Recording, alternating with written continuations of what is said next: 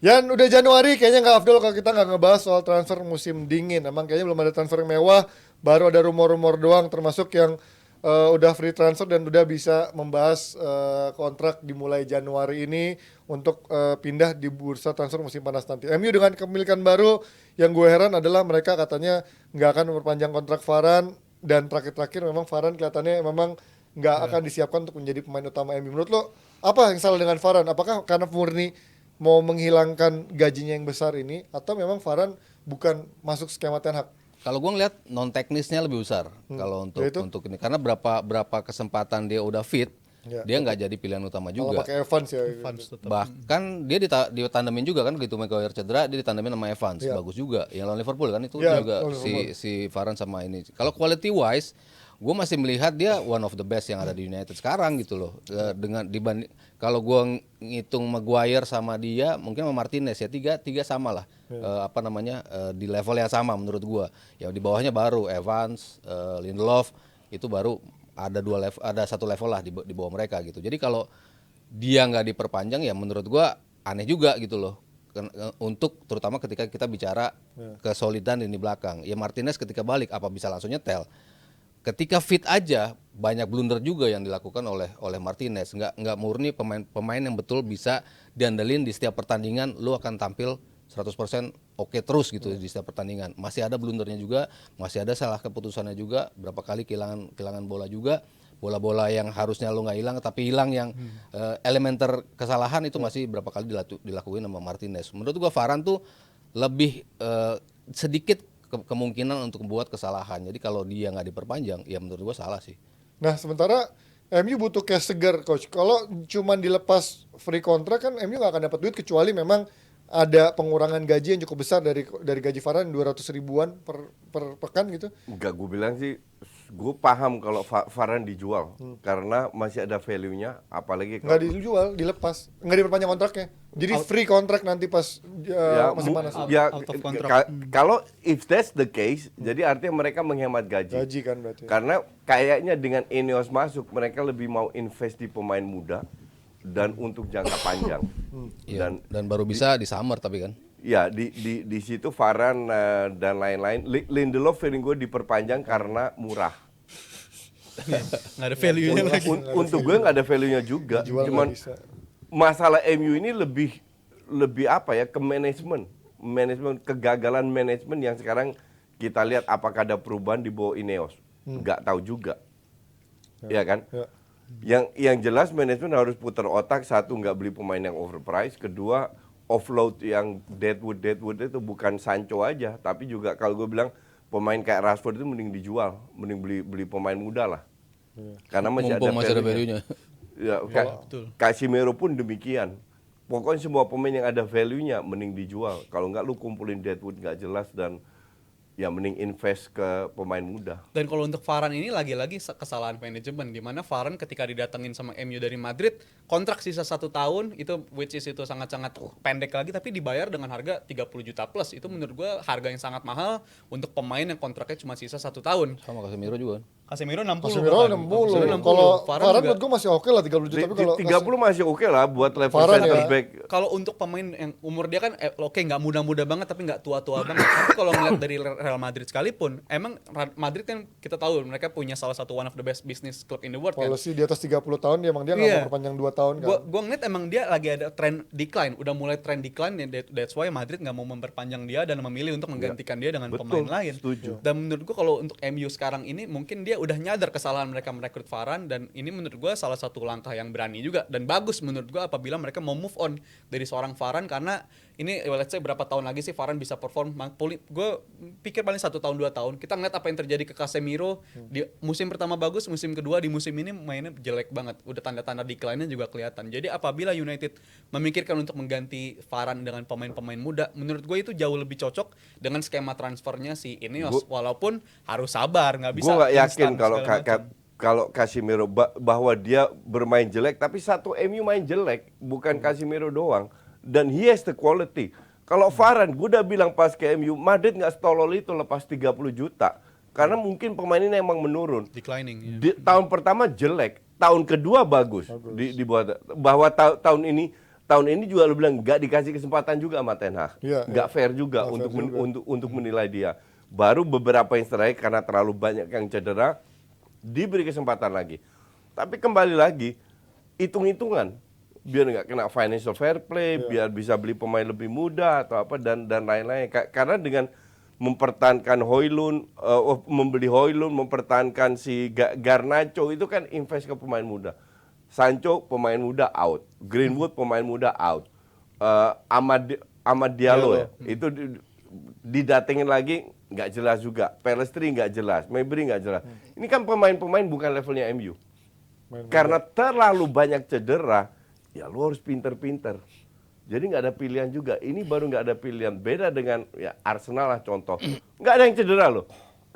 Kenapa pemainnya itu aja ya? Karena gobloknya lu beli pemain yang banyak deadwood gitu, yang mediocre.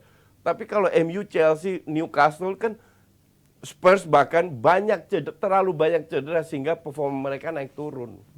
Tapi kalau kita ngomongin Varane ini isunya katanya Munchen justru masih tertarik menggunakan jasa Varane dengan harga yang tidak terlalu mahal gitu. Menurut lo apakah dia di Munchen akan menjadi akan bagus lagi gitu? Karena Munchen di Liga bukan halangan lah buat pemain kayak Varane gitu menurut gue ya. Kalau Liga Champions mungkin akan menjadi tes, tapi kalau buat di Bundesliga kayaknya bukan hal yang sulit untuk Varane yang menurut gue belum terlalu tua gitu. Iya, kalau saingannya si De Ligt sama si De Ligt aja kan juga rotasi Kimi, mulu kan. Enggak, iya, saingannya itu Sule. si Kim ya maksudnya De Ligt sama Kim ya Sule udah itu, keluar ya sama, di Dortmund sekarang. Ya. Kim Min-jae. Soalnya di Dortmund. sama Kim sama De Ligt Cuman lah. Kim De Ligt doang sama si Upamecano. satu lagi si bukan ya? Dayot kan? Upamecano Iya, iya. Kan, Upamecano. iya, maksudnya ya kalau di situ ya berat juga saingan sama mereka, maksudnya dari usia dia udah De Ligt kayaknya Jauh. Ya mulai nggak minimal kerasan. bisa rotasi iya, lah. kecuali De Ligt kan kayaknya mau disuin Ada cabut isunya juga. karena dia nggak pernah jadi pemain utama Iya, bener-bener iya. kan rotasi terus. Di dia. awal di awal kedatangannya doang kan, Iya. dia jadi pemain inti terus, tapi ya akhirnya berapa kali dirotasi juga. Kalau dia harus melawan 3 orang ini ya berat juga menurut gua buat si Varane dibandingkan masih di United masih ada kesempatan untuk main menurut gua ya, Iya, dibandingkan dia pindah ke Iya, Munchen. Nah terakhir dari MU katanya Sancho mau ke Dortmund ini mungkin nggak secara gaji MU akhirnya mau merelakan dia bayar gaji tapi juga nggak dapat uang transfer gitu, paling cuma loan fee-nya juga paling loan fee sebesar-besarnya berapa sih, di bawah 10 juta paling kan. Apakah ini menjadi good deal buat MU sebenarnya? Ujungnya dia harus Tapi kalau nginget gaji dia salah satu termahal di Termahal, United ya, 350, gila. iya, dan lu dia nggak ngapa-ngapain, ongkang-ongkang kaki gaji. doang, terima Party lah, gaji, anjir, gila ya. ya mendingan dibayarin sama Dortmund gaji dia lah kalau jadi United. Kalau emang ini kan kayaknya udah nggak mungkin masuk skemanya kan, nggak mungkin. udah nggak mungkin, udah Nggak berapa boleh kali ke coba, kantin, nggak boleh ke kantin juga kan. berapa kali coba ditolong sama Ten Hag masih kayak gitu juga, ya memang Sama Ineos saja dikasih kesempatan. ya pilihan terbaiknya sih dia. Lu minta maaf, kita akan ambil lagi. Enggak dilakukan juga. Dia kayaknya udah sakit hati sama Ten Hag sih kelihatannya udah. Iya, Kalau masih dari Ten Hag. faktor MU yang jelas akan rugi karena ini salah satu pemain termahal mereka juga pembeliannya si Sancho ini kan. Tapi kalau dari segi profil pemainnya, dari sisi pribadi Sanchonya, ini opsi paling bagus kalau gue bilang Iya. pindahnya ke Dortmund di mana tim ini yang ngangkat dia dulunya dan gue ngeliat dia masih ada beberapa pemain yang ketika dia bersama Dortmund pun masih ada di sana gitu. Jadi menurut gue Dan di Jerman kelihatannya dia bisa lebih fokus bermain bola dibandingin Iya. di Inggris yang dia bisa party gampang aja sama ada teman-teman kampungnya kan. tekanan medianya juga Akamsi-akamsinya beda dan kan. kita ngeliat di Dortmund dia juga mainnya kan lebih nyaman gitu di tim Dortmund ini tim yang musim lalu bisa jadi kontender juara yang salah satu tim paling produktif juga. Jadi gue ngeliat kalau dia balik ke Dortmund ini bisa jadi titik balik dia nih untuk bisa memperbaiki diri. Tapi ya lagi-lagi pilihannya ada di Sancho sendiri, mau bisa ngubah mentalitas lu sendiri itu nggak, apa lu mau nyanyiin potensial sebesar itu dari seorang diri lu, menurut gue akan sangat mahal harganya. Oke, cukup dari MU-MU-nya. Sekarang kita ke bursa transfer. Kita nggak akan ngomongin soal saga transfer Mbappe karena kalau kata Ancelotti udahlah nggak usah dibahas, diam-diam aja. Karena kalau dibahas nanti malah Jadi- PSG mulai ribut gitu kan. Mendingan nungguin aja kontraknya habis baru nanti kita diam-diam beroperasi. Tapi kalau kita ngomongin seorang superstar lainnya, gue nggak tahu nih masih superstar apa enggak. Paulo Dybala ini ternyata release clause-nya cuma 13 juta. Tapi tim-tim Premier League kayaknya nggak pernah begitu tertarik. Apakah mungkin karena dia injury prone atau karena ternyata dia kualitasnya nggak pernah sebagus itu ketika menjadi pemain inti. Menurut lu gimana coach? Seorang Paulo Dybala ini apa udah finish karirnya atau dia bisa bermain di Premier League? Gue bilang masih bisa. Masih bisa? Iya, kalau gue jadi klub Inggris mau gue beli. Kan cuma 13 13 juta, juta loh. sih murah. Yang penting gajinya nggak mahal dan feeling gue gajinya nggak mahal. 7 juta 8 juta setahun. Iya, exactly. Itali mana bisa bayar gaji mahal kan? Jadi untuk Dybala is worth it lah. Mau dia injury prone, at least masih bisa punya kontribusi dan dia punya pengalaman, dia bisa cetak gol ya. nggak goal getter juga sih Pak Dybala. Kreatif. Tapi dengan harga 13 juta sih dia at least masih bisa main, nggak usah Big Six lah. Main di Aston Aston Villa Villa, gitu, iya. iya. Aston Villa gitu masih oke. Buat dia sih Di Newcastle lah pas lu Newcastle. Atau Newcastle. Tapi kan nih, Kak, dia nggak bisa main desak-desak Mas.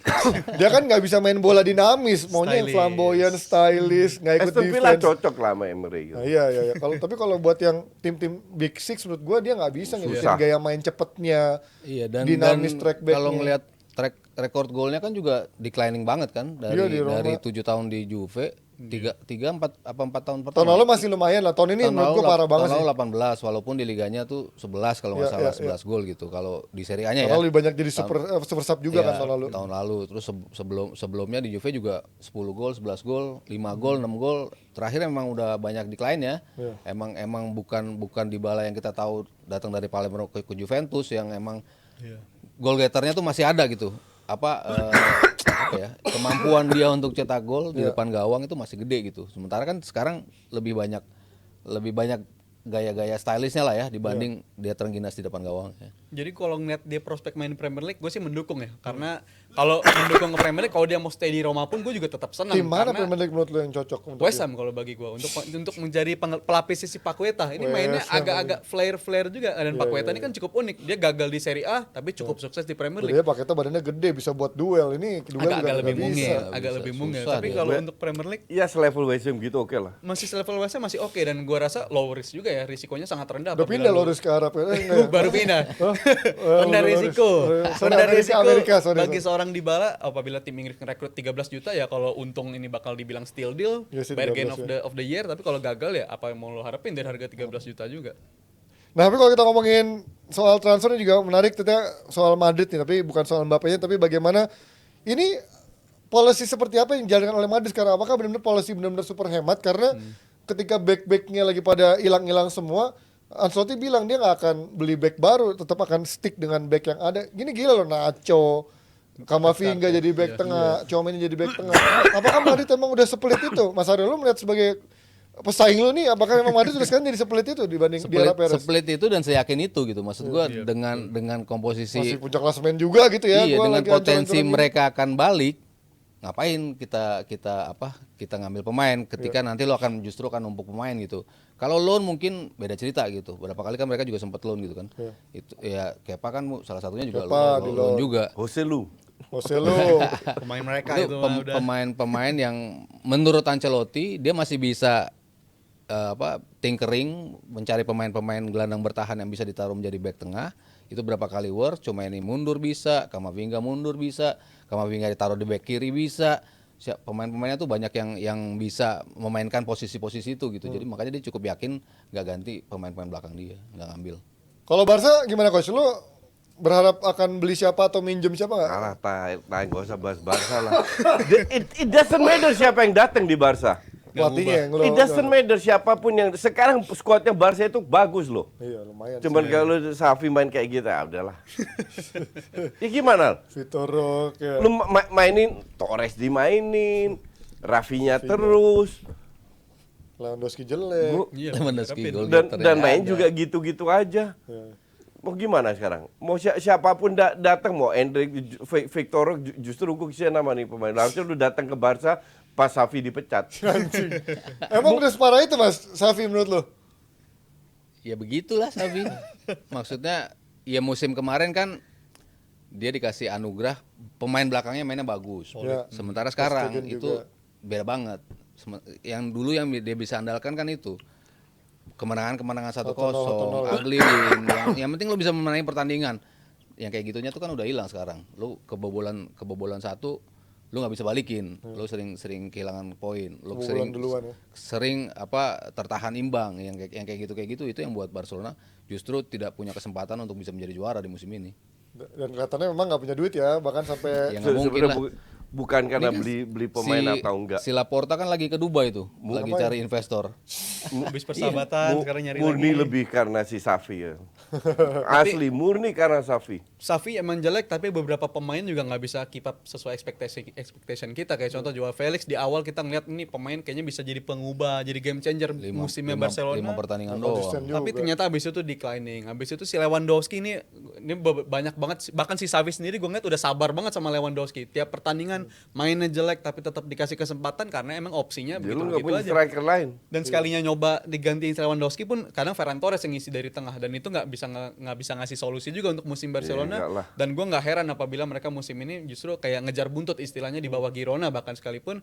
Jadi kalau ngeliat dari Barcelona apa yang perbedaan musim lalu sama musim ini, gue ngeliat sih out of possession ininya, transisinya itu buruk banget. Di tim-tim lain cuma perlu ngirim bola ke kotak penalti Barcelona bisa jadi gol. Itu sering banget dilakuin Barcelona kebobolannya Nggak musim ada ini. siapa? Nggak ada Busquets.